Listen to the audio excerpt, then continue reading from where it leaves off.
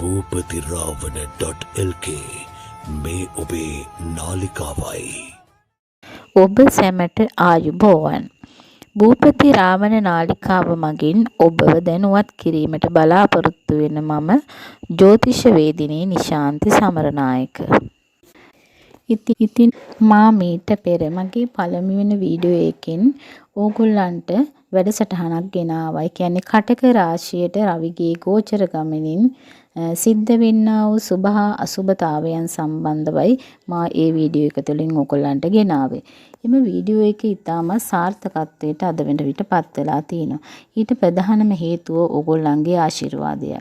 ඕගොල්ලෝ මට ලයික් කරලා තියෙනවා උපරිම වශයෙන්, ඒ වගේම කමෙන්ට් කරලා තියෙනවා. ඒ නිසා මම බලාපොරොත්තු නොවුනටත් වඩා අති සාර්ථක ජනගඟක් මා වටා දැනට රැස් වෙලා තියෙනවා. ඉතින් ඒ තුලින් ඔයාලට තව තවත් වටිනා වැඩසටහන් ගෙන එීමට ආශාවක් හා ධෛර්යයක් මට දැන් ඇති වෙලා තියෙනවා. ඉතින් ඕගොල්ලන්ට මාගේ හදපිරි ස්තුතිය මා මේ අවස්ථාවේ පුද කර සිටිනවා. මම අද මේ වීඩියෝ තුලින් ඔයගොල්ලන්ට ගෙනෙන්න බලාපොරොත්තු වෙන්නේ දැන් නැවත රවිගේ ගෝචරයක් සිද්ධ වෙනවා මෙන්න මේ 2026 අගෝස්තු 17 වෙනිදා. එතකොට මේ රවි කියන ප්‍රබල ග්‍රහයා ගමන් කරන්නේ ඔහුගේ ප්‍රබලම තැනටයි. එහෙම නැත්නම් ඔහුගේ නිවාසයට නැත්නම් මේ රජු වශයෙන් සැලකන රවි ග්‍රහයාගේ රාජමාලිගාවටයි. ඉතින් මෙම රවි ග්‍රහයා අපේ ග්‍රහ ලෝකයේ පීතෘවරයා ලෙස තමයි අපි හඳුන්වන්නේ. ඒ වගේම ග්‍රහ ලෝකයට පමණක් නෙමේ සූර්යයා සකල ලෝකයාටම පියා වශයෙන් හඳුන්වනවා. සාමාන්‍යයෙන් බලන කල ලෝකේ පැවැත්මට ඕනෑ කරන ප්‍රාණ වායුව නැත්නම් උෂ්ණත්වය ලැබෙන්නේ මේ සූර්යයාගෙන්. මිනිස්යාට විශේෂයෙන් ඌමනා වෙන කීර්තිය, නිර්භීතකම, සූරත්වය, ආත්ම ගරුත්වය හා ආත්ම ශක්තිය, ඒ වගේම ප්‍රේමය, චිත්ත වේගය සහ යමක් වහා අවබෝධ කර ගැනීමට ඕනෑ කරන්නා වූ විශේෂ ඥානයන්, ඒ වගේම කෙනෙක්ගේ පුබුදු ගතිය, මේ සියල්ලම අපට ලබා දෙන්නේ මේ සූර්යාගේ බලපෑම මතයි. ඔබලාගේ කේන්දරවලට මොනතරම් දුරට බලපාන්නේද කියලා පැහැදිලි කිරීමක් කරන්න තමයි මම අද බලාපොරොත්තු වෙන්නේ. ඉතින් ඕගොල්ලන්ට පුංචි මතක් කිරීමක් කරන්නත් තියෙනවා. තවම අපේ නාලිකාව සබ්ස්ක්‍රයිබ් කරලා නැත්නම් දැන්ම සබ්ස්ක්‍රයිබ් කරන්න. බෙල් අයිකන් එක ක්ලික් කරන්න. ඒ වගේම ඕල් දාලා තියාගන්න. එතකොට ඔබට මෙවැනි වැදගත් වැඩසටහන් වල නොටිෆිකේෂන් ගෙන්වා ගැනීමේ හැකියාවක් මේ තුලින් ලැබෙනු ඇත. ජ්‍යොතිෂ්‍ය, අංක විද්‍යාව, වාස්තු විද්‍යාව ඉගෙන ගන්න ඔයත් ආසද? හොඳ ගුරුවරයෙක්ද හොයන්නේ? ඔයත් සම්බන්ධ වෙන්න කැමති නම් පහත දුරකථන අංකයට WhatsApp මැසේජ් එකක් දාන්න. අපි මීළඟට බලමු කටක ලග්න හිමි ඔබට මෙම ග්‍රහමාරුව බලපාන්නේ කොයි ආකාරයකද කියලා. ඕගොල්ලන්ට මේ ග්‍රහමාරුව බලපාන්නේ 2026 අගෝස්තු 17 වෙනිදා ඉඳලා සැප්තැම්බර් මාසයේ 16 වෙනි දක්වා කාලය පරාසය තුලයි. ඔබලාගේ ලග්නවලට අනුව දැන් මේ කටක රාශියේ තැන්පත්ව සිටි රවි ග්‍රහයා තමයි ඔබගේ සිංහ රාශිය ගත වෙන්නේ. එතකොට මේ කටක ලග්න හිමියන්ගේ සිංහ රාශිය කියලා අපි හඳුන්වන්නේ ලග්නය අනුව දෙවන භාවයයි. එතකොට මේ දෙවන භාවයට ජ්‍යොතිෂයට අනුව ඉරුගේ ගුණ සාමාන්‍යයෙන් කියවෙන්නේ නැහැ. නමුත් රවි බලාත්මක භාවයෙන් ඔබේ කේන්ද්‍රයේ අනුව පතිත වීම තුළින් ඔබට යම් තාක් දුරට ලැබීමේ වාසනා ගුණයන් තියෙනවා. අපි බලමු ඔබගේ දෙවන ස්ථානයේ තුලින් කියවෙන්නේ මොන වගේ කරුණද කියලා. ඒ සම්බන්ධව කතා කරනකොට ඔබගේ මිල මුදල් සම්බන්ධය, ඊගවට ලෞකික භුක්ති විඳීම්, එතකොට ඔබගේ දෘෂ්ටිය, ඒ කියන්නේ ඇස්වල තියෙන පෙනීම, නොපෙනීම, ඒ වගේම ශල්්‍ය කර්ම සම්බන්ධ කටයුතු, ඒ වගේ දේවල් පෙන්වන්න කරනවා. ඊළඟට ධන ලාභ ඔබට තියෙනවා. විශේෂයෙන් ඔබේ කතාව වෙනටට වඩා බොහොම ඍජු බවක් ඇති වෙන කාල සීමාවක්. එතකොට දියුණුව තියෙනවා. ඒක වටේම ඔබගේ කුටුම්බ ස්ථානයේ වශයෙන්. එතකොට පෞල් ජීවිතයේ සම්බන්ධයෙන්ුත් මෙතනදී සඳහන් කරන්න පුළුවන්. ඒ කියන්නේ විවාහයෙන් පසු ඔබ ගත කරන ජීවිත කාලය. එතකොට ඊගාවට ඔබගේ දකුණු ඇස සම්බන්ධව කතා කරන්න පුළුවන්. ඊගාවට ගනුදෙනු කිරීම කටයුතු සම්බන්ධව ආදී වශයෙන් මෙන්න මේ කරුණු කාරණා සම්බන්ධයෙන් තමයි රවිගේ මේ ග්‍රහ මාරුව සම්බන්ධයෙන් ඔබට බලපාන කරුණු සිද්ධ වෙන්නේ. එතකොට මෙන්න මේ කටක ලග්න හිමියෝ ලග්නාෂ්ටමේ රාෂ්ටකයකුත් ගත කරලා ඇවිල්ලා දැනට ඔබගේ ගුරු ග්‍රහයා බලවත් ආකාරයෙන් තැන්පත් වෙලා ඉන්න පුණ්‍ය ස්ථානේ. අන්නේ ගුරු ග්‍රහයාගේ තැන්පත් වීම මතත් ඔබට ගොඩාක් දුරට වෙන්න තියෙන කරදර බාධාවන් අඩුවීමේ ප්‍රවණතාවයක් තියෙනවා. දැන් රවි දෙවැන්නට පැමිණීම සම්බන්ධයෙන් කතා කරොත් එතකොට සිංහ රාශිගත වීමේදී ඔබගේ උප්පත්ති ග්‍රහචාරය අනුව ඔබට යහපත් ආකාරයෙන් මේ රවි ග්‍රහයා ඔබගේ කේන්ද්‍රයේ තැන්පත් වෙලා සිටිනවා නම් ඔන්න ඔබගේ ධන තත්ත්වය යහපත් වෙන කාල සීමාවක් වෙන්න පුළුවන්. ඒ වගේම ඔබ විශේෂයෙන් කතා බහේදී බොහෝම පරිස්සම් යුතුව කතා කරන්න ඕන. ඔබගේ තියෙනවා මේ අවස්ථාවේදී විශේෂ ඍජු අදහස් ප්‍රකාශ කරන කාලයක් කියලා පෙන්වනවා. ඒ තුළින් සමහර විට ඔබ සමග යම් යමනාප වීමේ සිද්ධීන් ඇති වෙන්න පුළුවන්.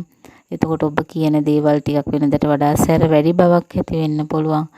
එහෙම නැත්නම් ඔබට බොහොම මුකරි ගතියක්, වචනවල බොහොම මුකරි ස්වභාවයක් ඇති වෙන්න පුළුවන්.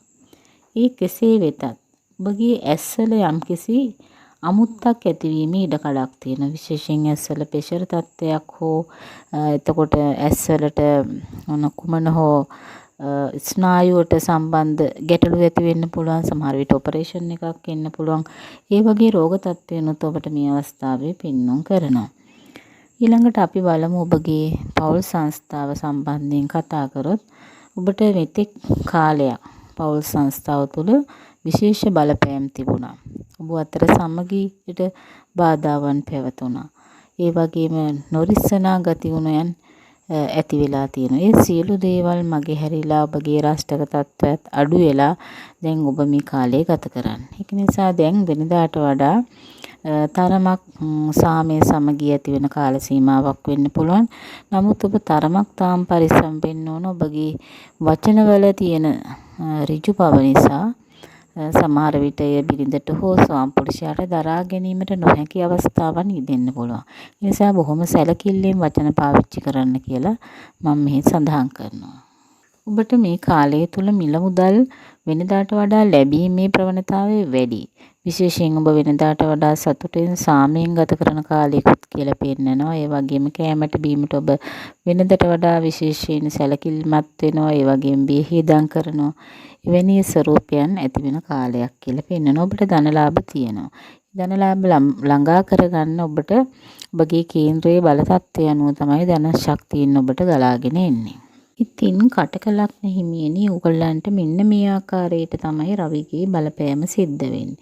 දැන් මෙන්න මේ රවි ග්‍රහයා සිටින තැන නිසා ඇතිවන ගතිගුණ අනිත් සෙසු ග්‍රහ ගුණ අභිභවනය කොට නැගී සිටිනවා. ඒක නිසා ඔබට මේ වෙලාවේ ඔබගේ සිංහ රාශිය වෙන ග්‍රහයෙක් තැන්පත් වෙලා හිටියත් ඒ බලයේ ඉක්මවා රවිගේ බලය ක්‍රියාත්මක වෙනවා. අපි ඊළඟට බලමු මේ රවි ග්‍රහයාට ඔබගේ කේන්ද්‍රවල මොන ස්ථානද දෘෂ්ටි දෙන්නේ කියලා. එතකොට රවි දෙවන රාශියේ තැන්පත් වීම මත ඔබගේ කේන්ද්‍රයට අනුව ඔබගේ 4 වෙනි ස්ථානයේ අපේ රවි මේ කියන රවි ග්‍රහයාට දෘෂ්ටි දෙනවා. එතකොට 4 වෙනි වශයෙන් අපි නියෝජනය කරන්නේ ඔබගේ ගේතු දෙමව්පියන්ගේ උරුම කර්මකම්, ඊගොඩ නිෂ්පල දීපල, ගෘහ ජීවිතය, භූමි ලාභ, ඒ වගේම යාන වාහන මිලදී ගැනීම සම්බන්ධ ඔබට ලැබෙන කායික සැප, සාමාන්‍ය බන්දු වර්ගය සම්බන්ධ ආදී ලෙස තමයි මෙන්න මේ සිව්වැන්නෙන් නියෝජනය වෙන්නේ. එතකොට මේ සිව්වැන්නට දෘෂ්ටි දෙන්නේ බලවත් වුන් රවි. එතකොට රවිගේ බලපෑම මත ඔබට වෙනදාට වඩා සිතේ සතුටක් ඇතිවන සිද්ධීන් ඇති වෙන්න පුළුවන්. විශේෂයෙන් ඔබගේ ගේ දොර සම්බන්ධව අපි ගත්තොත් ගේ දොරේ යම්කිසි කටයුත්තක්, ඒ කියන්නේ අලුතින් නව කොටසක් ආරම්භ කිරීමක් ඔබ බලාපොරොත්තු වෙනවා නම් අන්න ඒ කටයුතු ඔබට ඉෂ්ට කරගන්න පුළුවන්. ඒ වගේම පිය උරුමයෙන් හම්බෙන්නා වූ යම්කිසි දේවල්, සමහරට ඉඩකඩම්, මිල මුදල්, ඒ වගේ දේවලුත් ඔබට මේ වෙලාවේ ලැබෙන්න ඉඩකඩ තියෙනවා. ඒ වගේම තමයි ඔබ වාහනයක් මිලදී ගන්න බලාපොරොත්තු වෙනවා නම්, එහෙම නැත්නම් ඉඩමක් මිලදීලා ගන්න බලාපොරොත්තු වෙනවා නම් ඔබට ඒ සඳහාද මේ අවස්ථාව ඉඩකඩ සැලසෙනවා. ඒ වගේම ඔබට ගෙදරින් සාමාන්‍ය ස්ථානීය වෙනසක්, එහෙම නැත්නම් ස්ථානීය මාරුවක්, ඒ සමහර විට විදේශයකට වෙන්න පුළුවන්. එහෙම නැත්නම් ටික කාලයකට ටිකක් බැහැරට යන්න වෙන්න පුළුවන්. අනිවෙනි අවස්ථාවනුත් ඔබට මේ කාල සීමාව තුළ උදා වෙන්න පුළුවන්. ඊළඟට රවිට දෘෂ්ටි දෙන ස්ථාන වශයෙන් සඳහන් කරන්න පුළුවන් වෙන්නේ ඔබගේ ලග්නයට අනුව ඔබගේ 8 වෙනි භාවයත්, ඒ වගේම ඔබගේ 11 වෙනි භාවයත්. ඒ අනුව 8 වෙනි භාවය සම්බන්ධයෙන් මම කලිනුත් සඳහන් කරා ඔබට තරමක් වචනවල සැර වැඩි බව නිසා අමනාප වීම සිද්ධ වෙන්න පුළුවන්. ඒක ඒ වගේම ඔබගේ ධන තත්ත්වයෙන් වඩා යහපත් වෙන්න පුළුවන් කියලා සඳහන් කරා. ඒ වගේම මේ ධන තත්ත්වයත් ඔබගේ යහපත් වෙන කාල සීමාවක් කියලා පෙන්නනවා. ඒ වගේම විවාහය සම්බන්ධයෙන් තරමක් සැලකිල්ලෙන් කටයුතු කරන්න ඕන කාලයක් කියලාත් පෙන්වුම් කරනවා. ඉතින් කටක ලග්න හිමියනි, ඔබට මෙන්න මේ ආකාරයට තමයි මේ රවිගේ බලපෑම සිද්ධ වෙන්නේ. ඒ වගේම ඔබට තව විශේෂ දෙයක් සඳහන් කරන්න ඕන. ඔබගේ කේන්ද්‍රය අනුව බලාත්මක භාවයෙන් යුක්තව ග්‍රහයෝ දෙන්නෙක් තැන්පත් වෙලා තියෙන විශේෂයෙන් මේ කාලය තුල යහපත් පිහිටීමක්, විශේෂයෙන් ඔබට තෑගි භෝග ලැබීම, මේ වගේම ධනෙ ලැබීම, ලොතරැයි වාසනාවන්, ඒ වගේම පෙරපිනට ලැබෙන ගොඩාක් දේවල් ලැබීමේ ඉඩකඩක් ඔබට මේ වකවානුව තුළ තියෙනවා. ඕගොල්ලන්ට මේ වැඩසටහන මගින් මෙතෙක් වෙලා විස්තර කරේ පොදු ලග්න පලාපල තත්ත්වයක්. මේ ලග්න පලාපල තත්ත්වය හැම කෙනාටම එක විදිහට බලපාන්නේ නැහැ. මොකද ඕගොල්ලන්ගේ කේන්ද්‍රයට අනුව මේ රවි කියන ග්‍රහයා බලාත්මක වෙලා ඉන්න අවස්ථාවන් අපි සොයා බලන්න ඕන. ඒ වගේම ඕගොල්ලන්ගේ කේන්ද්‍රයට අනුව ලග්නේ රාෂ්ටකයේ දීලා තියෙන්න පුළුවන්, ජන්මේ රාෂ්ටකයේ දීලා තියෙන්න පුළුවන්, අෂ්ටමේ රාෂ්ටකයේ දීලා තියෙන්න පුළුවන්. ඉතින් මේ தත්ත්වය සියල්ල සලකා බලා තමයි ඕගොල්ලන්ගේ සිදු වෙන්නා වූ පලාපල කතනයක් අපිට කරන්න හැකියාවක් තියෙන්නේ. ඕගොල්ලන්ට පෞද්ගලිකව කේන්ද්‍ර පරීක්ෂාවක් කර ගැනීමට අවශ්‍ය නම්, එහෙම නැත්නම් වාස්තු දෝෂ බලා ගැනීමට අවශ්‍ය නම් ආදී සියලු ජ්‍යොතිෂ කටයුතු අපි නාලිකාව හරහා කර ගැනීමට හැකියාවක් තියෙනවා. ඒ සම්බන්ධයෙන් ඔබ කළ යුත්තේ අප නාලිකාවේ තිරේ දිස්වෙන WhatsApp අංකයට හෝ එහෙම නැත්නම් දුරකථන අංකයට ඇමතුමක් ලබා දීම පමණයි. රවි ගහමාරුව නිසා ඔබලට බලපාන්නා වූ අසුබ තත්වයන් සඳහා මෙන්න මේ වත්පිළිවෙත් එක කිරීම තුළින් යම් කිසි සහනයක් සලසා ගන්න හැකියාවක් ඔබට පවතිනවා. ඔබ නිරතුරුව ඉවසීම ප්‍රගුණ කළ යුතුයි. ඒ වගේම බුදුදහම කෙරෙහි භක්තියෙන් යුක්තව කටයුතු කරන්න ඕන. දානමාන ආදී සම්බන්ධව නිරතුරුව සහභාගී වන්න. ඒ වගේම බෝධීන් වහන්සේට නිරතුරුව ආවතේව කරන්න. භාවනා කටයුතු වල නිරත වෙන්න. අපිට පවතින මේ අපල උපද්‍රාවලින් බොහෝ දුරට වැළකෙන්න පුළුවන් වටිනා පිරිත් බුදුදහමේ සඳහන් වෙනවා. නමුත් මේ මිනිසුන් මේ පිරිත් තුළින් ප්‍රයෝජන ගන්න උත්සාහ කරන්නේ හරි අවිවේකයි මිනිස්සු. ඒ වගේම හරිම කලබලකාරී. අපි බුදුරජාණන් වහන්සේ දේශනා කළා තියෙන්නේ ප්‍රතිපදාවට අනුව ජීවත් වෙන්නයි. අද මිනිසුන්ට ඒ සම්බන්ධව කිසිම සැලකිල්ලක් නැතුව අවිචාරයෙන් මිනිස්සු ජීවත් වෙනවා. මේ ධර්ම ගැන ධර්ම වැළඳ ගන්න, ධර්මයේ තියෙනා වටිනා දේශන මිනිසුන් තේරුම් අරගෙන ඒ අනුව තමන්ගේ ජීවිත සාර්ථක කරගන්න හැම විටම උත්සාහ ගන්න. අනවශ්‍ය කරදර තමන්ට ලං කරගන්නේ නැතුව අවශ්‍ය කරුණු කාරණාව ගැන පැහැදිලි වැටහීමක් ඇති කරගෙන ජීවිතය ගෙන යන්න. එතකොට ඔබට වඩාත් ඵලදායී ජීවිතයක් ගත කරන්නට වාසනාව උදා වෙනවා. හරි දැක්මක් තුල යහපත්ව ගමන් කරන්න. ඒ වුණාම ඕගොල්ලන්ට මේ විශ්වය හරහා අනිවාර්යයෙන්ම වාසනාව ළඟා කර දෙනවා. ඉතින් මම මෙතෙක් වෙලා ඔබ සමග රැඳෙමින් රවිගේ ගෝචර ගමනින් වන්නා වූ සුභ හා අසුභ තත්ත්වයන් ගැන ඕගොල්ලොත් එක්ක මෙතෙක් වෙලා කතා කරා. ඒ වගේම ඒ සම්බන්ධයෙන් ඔබට පැහැදිලි අවබෝධයක් ලැබෙන්න ඇතයි මා විශ්වාස කරනවා. තවත් දිනක මෙවැනි වූ වැඩසටහනකින් යළිත් ඔබව හමු වෙනතුරු මා අදට සමගන්න බලාපොරොත්තු වෙනවා. ඔබ සියලු දෙනාටම ත්‍රිවිධ රත්නයේ ආශිර්වාදයත් සියලු දේව රැකවරණයත් ලැබී ඔබගේ සියලු සිතුම් පැතුම් ඉටු වෙන වාසනාවන්ත කාලයක් වෙන්න කියලා ප්‍රාර්ථනා කරමින් මා අදට ඔබෙන් සමුගන්නවා.